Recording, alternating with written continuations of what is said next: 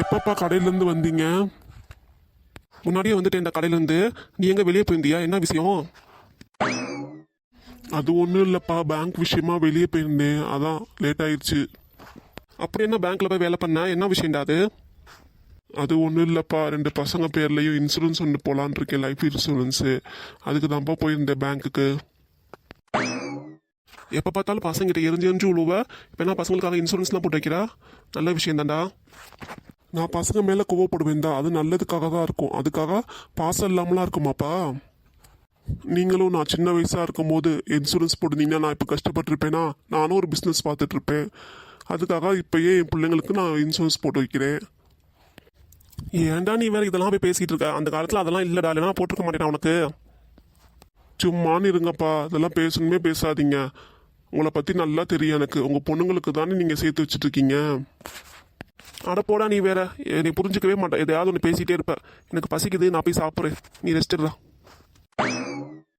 ஆமாம், கேட்ட உடனே எஸ்கேப் ஆகுறாரு. எங்கள் அப்பா எப்போவுமே இப்படி தான், அவர் புரிஞ்சிக்கவே முடியாது.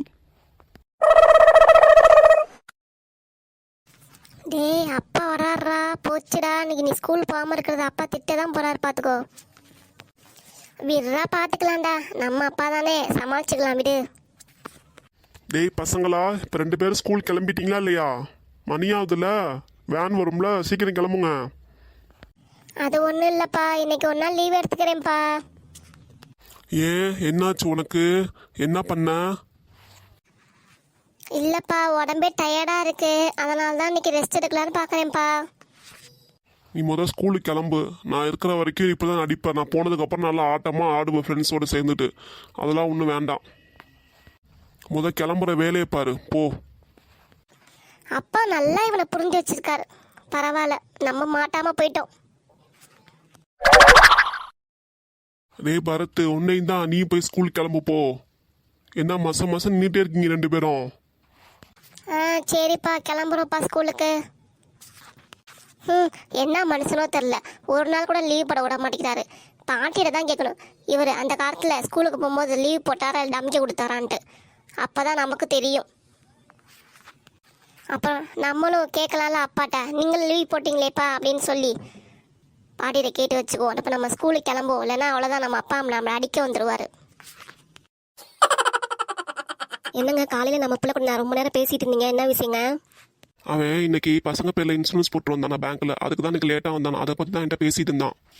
பேர குழந்தைங்க மேலே இப்போ இன்சூரன்ஸ் போட்டு வந்தா பின்னாடி காலத்தில் அதுங்களுக்கு உதவியாக இருக்கும்ல. ஆமாங்க, நம்ம பிள்ளை நல்ல வேலையை தான் பார்த்துருக்கு.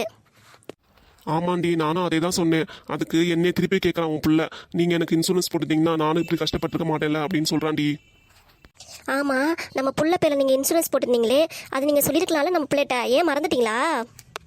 வேணா லட்சுமி, இப்போ சொன்னால் அதை எடுத்து அவன் செலவு பண்ணிடுவான். இன்னும் கொஞ்ச நாள் போட்டு அதுக்கப்புறம் சொல்லிக்கலாம் அவள்கிட்ட.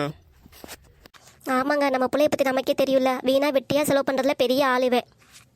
ஆமாண்டி, விடு, சொல்லாமே விட போலும், பார்த்துக்கலாம் விடு. பசிக்குதுன்னு சொன்னேன், டிஃபன் எடுத்துருல எனக்கு. சாரிங்க, செஞ்சுட்டேன், உங்கள்கிட்ட பேசுறதுலேயே மறந்துட்டேன். இதுக்கு போய் நான் எடுத்துகிட்டு வரேன்.